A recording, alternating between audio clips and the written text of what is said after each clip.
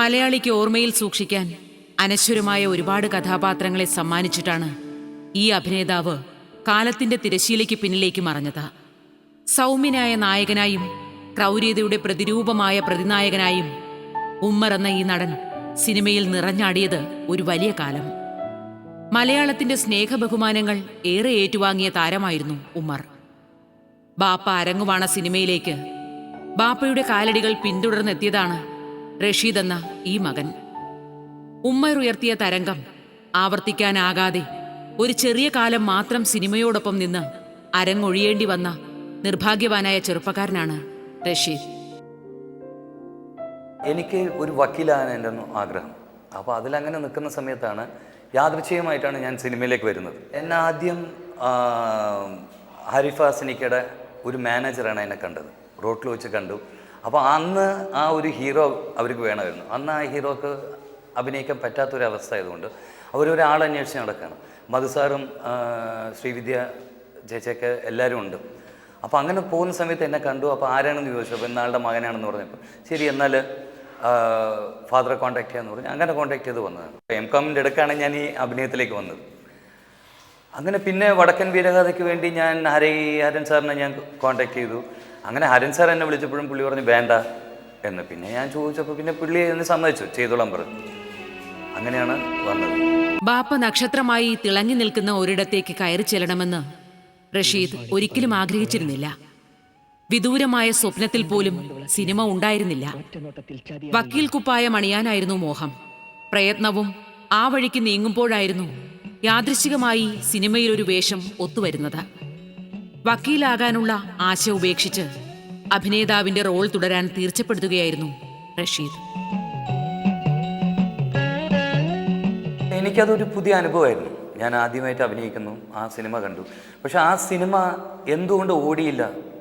അതായത് കാലിക്കറ്റൊക്കെ ഒരാഴ്ച ഓടിയത്. അപ്പോൾ എന്തുകൊണ്ട് ഓടിയില്ല എന്ന് ഞാൻ ചോദിച്ച സമയത്ത് അത് ഒരു ഫാമിലി സബ്ജക്റ്റാണ്.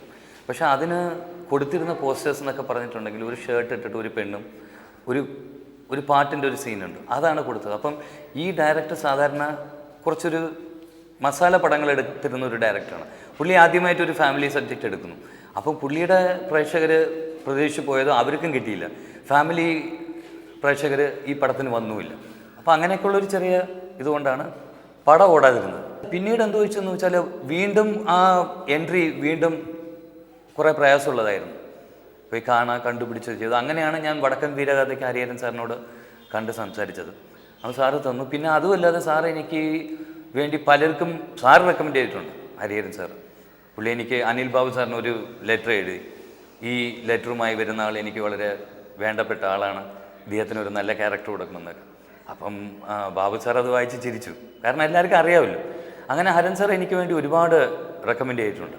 പഠിക്കുന്ന കാലത്ത് അങ്ങനെയുള്ള യാതൊരു അനുഭവങ്ങളുമില്ല, നാടകങ്ങളും കാര്യങ്ങളൊന്നുമില്ല.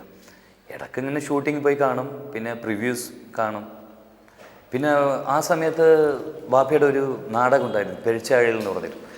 അത് ഞങ്ങളുടെ വീട്ടിൽ വെച്ചായിരുന്നു റിഹേഴ്സൽ.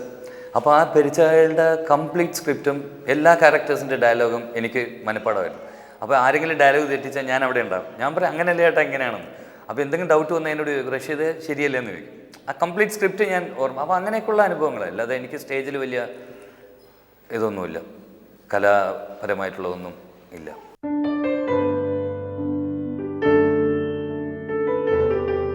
തന്റെ പിൻഗാമിയായി റഷീദിന് സിനിമയിൽ സ്ഥാനമുറപ്പിച്ചു കൊടുക്കാനുള്ള ഒരു ശ്രമവും ഉമ്മർ നടത്തിയിരുന്നില്ല. ബാപ്പയുടെ മേൽവിലാസത്തിലല്ലാതെ ഒരു നടനെന്ന നിലയിൽ സ്വയം തെളിയിക്കപ്പെടണമെന്ന് റഷീദ് ആത്മാർത്ഥമായും ആഗ്രഹിച്ചു. കിട്ടിയ കഥാപാത്രങ്ങളെ പരമാവധി നന്നായി അവതരിപ്പിക്കാനും ശ്രമിച്ചു. പക്ഷേ ഒരഭിനേതാവായി ഏറെ തിളങ്ങാനോ തന്റെ കരിയർഗ്രാഫ് ഉയർത്തി നിർത്താനോ റഷീദിനായില്ല. സിനിമയിലെ ഈ നടന്റെ സ്ഥാനം പരാജയപ്പെട്ട ഒരാളുടേതായിരുന്നു.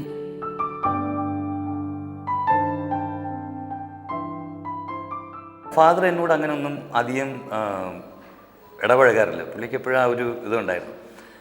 ആദ്യ സിനിമ കണ്ടിട്ട് അങ്ങനെ ഒരു വലിയ അഭിപ്രായമൊന്നും പറഞ്ഞില്ല. എന്നോട് പറഞ്ഞത് ഡയലോഗ് ശ്രദ്ധിക്കണം, ഡയലോഗ് പ്രസൻറ്റേഷനാണ്, നിൻ്റെ കളരിപ്പേറ്റൊന്നും സിനിമയിൽ ഏക്കത്തില്ല, ആദ്യം ഡയലോഗ് പ്രസൻറ്റേഷൻ, ഡയലോഗ് പറഞ്ഞ് പഠിക്കണം എന്ന് പറഞ്ഞ് എനിക്കൊരു 4 ഡയലോഗ് എഴുതി തന്നു.